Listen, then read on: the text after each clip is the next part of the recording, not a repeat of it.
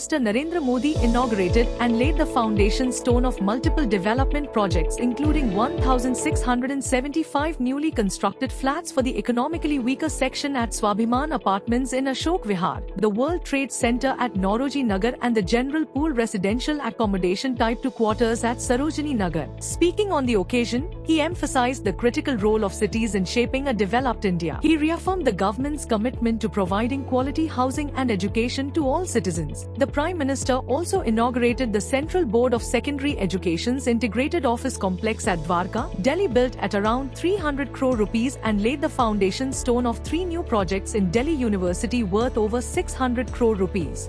President Draupadi Murmu graced the commemoration of the Golden Jubilee celebrations of the National Institute of Mental Health and Neurosciences at Bangalore, Karnataka. Speaking on the occasion, the President said that the wisdom and life lessons from our ancient sages and seers can help us all develop a spiritual framework within which we can make sense of the ups and downs of life that strain the balance of the mind. The Union Cabinet chaired by the Prime Minister Narendra Modi approved the proposal of the Department of Fertilizers for extension of one-time special package on the ammonium phosphate beyond the nutrient-based subsidy at 3,500 rupees per metric tons for the period from 1st January 2025 till further orders to ensure sustainable availability of the ammonium phosphate at affordable prices to the farmers. The Union Cabinet also approved the continuation of the Pradhan Mantri Fasal Bima Yojana and restructured weather-based crop insurance scheme till 2025-26 with an overall outlay of more than 69,500 crore rupees from 2021-22 to 2025-26. The decision will help in risk coverage of crops from non-preventable natural calamities for farmers across the country till 2025-26.